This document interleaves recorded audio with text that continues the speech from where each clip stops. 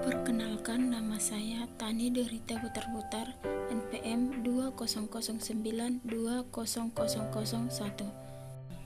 Video kali ini saya akan membahas tentang hakikat pragmatik. Yang pertama itu pengertian pragmatik. Semantik dan pragmatik menurut Subroto pada tahun 2011 halaman 8 sama-sama membahas tentang arti tetapi dari sudut yang berbeda.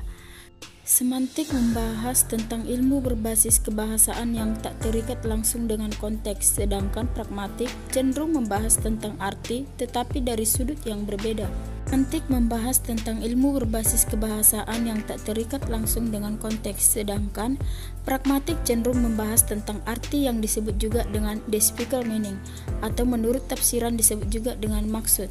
Maksud istilah pragmatik sendiri mengacu pada semiotik. Menurut Charles Morris dalam Subroto pada tahun 2011, Morris menjelaskan semiotik terbagi menjadi 3 cabang.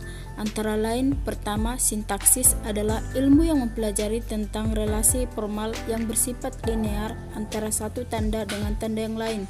Yang kedua, semantik adalah ilmu yang mempelajari tentang relasi antara satu tanda dengan sesuatu yang terpusat oleh tanda tersebut. Terakhir, pragmatik merupakan ilmu yang mempelajari tentang studi yang mengenai relasi antara tanda dalam bahasa beserta pemakaiannya. Sejalan dengan itu, Levinson mengatakan, pragmatic is the study of the relation between language and context that are basic to an account of language understanding. Berdasarkan rumusan tersebut, jelaslah bahwa konteks tersebut dapat dilihat dari segi dasar untuk mengerti maksud dari tuturan itu. Dari sini pragmatik membahas tentang hubungan antara bahasa beserta dengan konteksnya, dan kedua, hubungan itu cenderung bersifat dasar dalam rangka untuk memahami relasi dengan bahasa. Yang kedua, sejarah pragmatik. Kaum sofis pada tahun 500 sebelum Masehi meneliti bahasa pidato politik.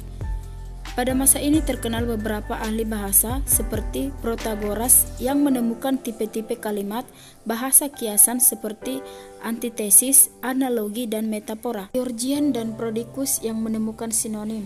Kemudian Plato dengan bukunya Graitheis yang membicarakan hubungan antara kata dan artinya. Pemikiran ini mendapatkan pertentangan. Ada yang menyatakan bahwa kata mempunyai arti secara detail melalui konvensi, dan ada pula yang mengatakan bahwa antara kata dan artinya mempunyai hubungan. Pertentangan ini terkenal dengan nama Piscis Nomos kontroversi. Yang kedua, di India pada tahun 400 sebelum Masehi, Panini dengan bukunya Astadhyayi. Di dalam bukunya ia menyusun lebih kurang 4000 statement tentang struktur bahasa Sanskerta yang masih dipakai sampai sekarang. Yang ketiga itu bangsa Romawi pada tahun 4 Masehi. Aurelius Donatus menganalisis tulisan-tulisan klasik yang tertulis dalam bukunya yang berjudul Ars Minor. Prisia menggunakan model-model untuk menganalisis kutipan-kutipan yang dikumpul dari orator-orator ternama. Idenya itu tertulis dalam bukunya yang berjudul Grammatical Edgarius. Yang keempat, akhir 18 dan awal abad 20 dianggap sebagai awal permulaan studi modern tentang bahasa, karena pada masa ini ilmuwan-ilmuwan bahasa mulai menggunakan metode-metode ilmiah dalam mencari hubungan antar bahasa. Yang selanjutnya itu filosofi pragmatik. Yang pertama itu tindak tutur terikat konteks dalam arti ada peran partisipan pada siapa tuturan itu dialamatkan, disapakan, diperdengarkan, dimaksudkan. Kedua, prinsip kerjasama Grace. Prinsip ini memiliki parameter yaitu kuantitas, kualitas, relevansi, krama. Pembicara diwajibkan hemat, jujur, relevan dari awal ke akhir serta dalam bertutur itu sopan dan memelihara kesopanan. Ketiga, prinsip tata krama. Agar komunikatif, bertutur mengonsumsi norma lokal dan umumnya yang berlaku di masyarakat, termasuk sebelum ada reaksi dari pesapa, jangan diserang dengan muatan-muatan linguistik lainnya. Yang keempat, prinsip interpretasi pragmatik. Ada 2 prinsip di dalamnya. Yang pertama, prinsip interpretasi lokal, yaitu pendengar wajib menginterpretasi ujaran pembicara sebatas makna pembicara. Yang kedua, prinsip analogi, yaitu tidak mengubah makna topik atau proposisi ujaran pembicara yang bisa mengubahnya sendiri. Yang kelima, prinsip kewacanaan, yaitu ragam sesuai dengan konteks dan situasinya.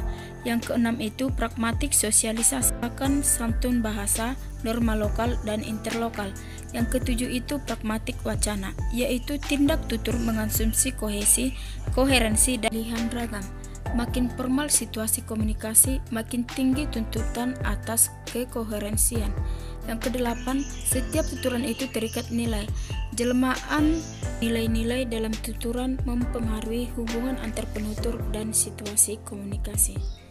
Sekianlah materi tentang hakikat pragmatik yang bisa saya sampaikan. Sampai jumpa dalam video selanjutnya. Terima kasih.